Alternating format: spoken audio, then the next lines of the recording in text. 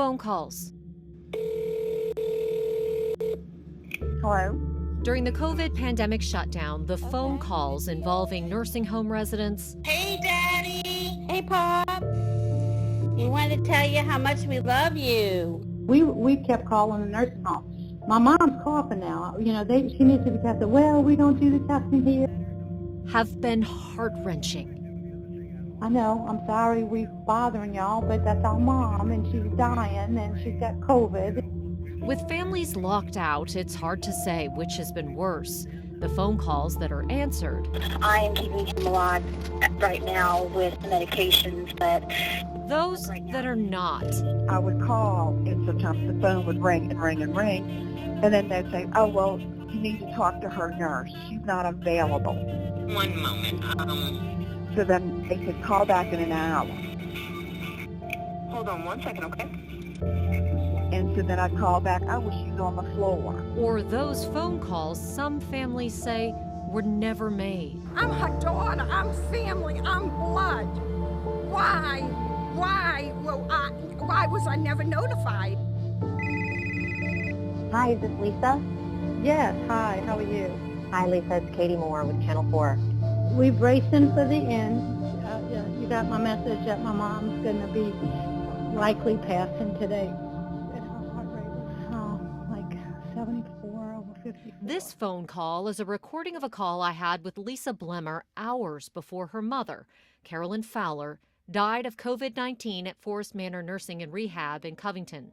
The hospice called me and told me that she's probably not going to make it through the night, that they just went back over there and they couldn't get a pulse on her. And she's just resting. How you feeling? Blemmer was scared and sad and angry at both the disease dragging the life out of her mother and about the care she feels her mother wasn't getting as the pandemic raged. Put the tablet down so we can see you. There you go. A little bit more. The video calls kept them connected. Whoa.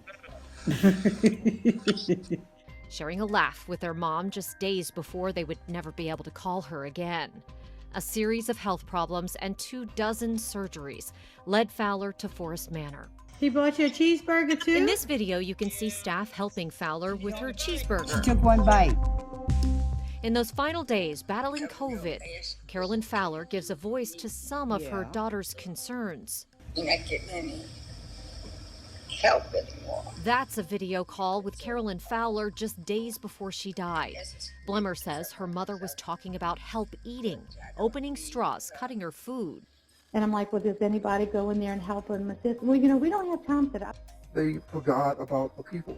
They forgot about who we were supposed to be caring for. This phone call is with a former nurse at Forest Manor who asked not to be identified.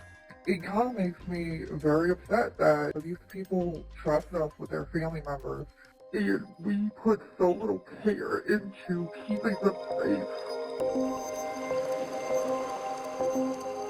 She says she thinks early on the administration and staff underestimated the virus, not adequately isolating patients and staff who worked with the sick. I feel like so many lives and families were ruined because of it.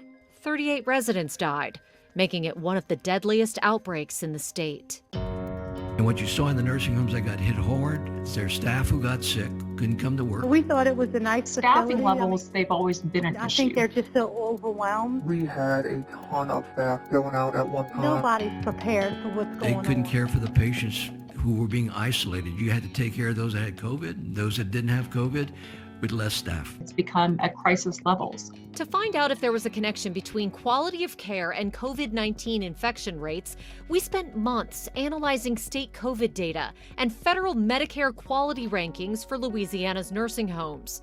We found of the 50 nursing homes with the greatest number of COVID deaths, only 2 had average staffing ratings from Medicare. The rest were ranked below average or far below average, even before COVID took hold. I've primarily been researching California, and we're showing a strong relationship between staffing and infection rates and deaths. In fact, total staffing and RN staffing can reduce the COVID infection rates and death rates by half. Louisiana's statewide staffing picture isn't much better. It's one reason the AARP ranks our nursing homes among the worst in the country for quality of care. And Medicare data shows Louisiana's COVID infection rate for every 1,000 nursing home residents tops the chart. But the Louisiana Department of Health and nursing home advocates, the American Healthcare Association, say they think the rate of community spread plays a greater role in nursing home outbreaks than quality of care. They say, quote, outbreaks in nursing homes are correlated to the amount of spread in the surrounding community, and even the best nursing homes with the most rigorous standards cannot always stop this highly contagious and invisible virus. Add to that a lack of access to testing early on and a shortage of personal protective equipment, and insiders say the close quarters of nursing homes made for fertile ground. We were so short, they were able to run in, give them their meds, and run right back out. I mean, they were flustered a lot of times. People were getting aggravated because they were not getting breaks. At one point, the former Forest Manor nurse says nurses and aides were short-staffed, working both the COVID isolation hall and the hall where administrators placed patients they thought might have COVID. The obituaries mounted. Gwen Perkins McMillan, Bessie Lee Dyson Manning, Thomas Zenko, and Carolyn Fowler, 38 in all. Fewer residents meant nurses and aides could spend more time with each resident, but the nurse says administrators started cutting back their work hours. It was about money. It's always been about money to that company.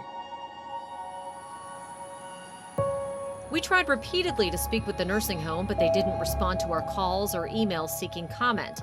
The Beebe family, longtime Louisiana nursing home owners, own Forest Manor, and they have ties to 26 nursing homes across the state. They own even more in Mississippi. More than half of their nursing homes ranked average or above average for overall care. But their staffing numbers tell a different story. All of their homes ranked below average or well below average for staffing. And half of their nursing homes have reported COVID deaths in the double digits. At least 269 residents in all have died of COVID in their care in Louisiana. Elton Beebe declined to comment, and other family members did not return our calls or emails seeking comment. The lady moved in with my mom, and she's coughing and coughing and coughing, not feeling well. She was too weak to press the nurse's button. Whether it was the care she received or just the virus's vengeance, it's impossible to say. But Carolyn Fowler's daughters say their experience at Forest Manor left them with lingering questions. You tired? Fowler declined rapidly in her final days as she expressed concerns about not getting help. Just go to sleep and get rest. Each COVID number has a story behind it, with family members wondering if this had to be their ending. Love you, Mom. We love you, Mom. We know you love us too.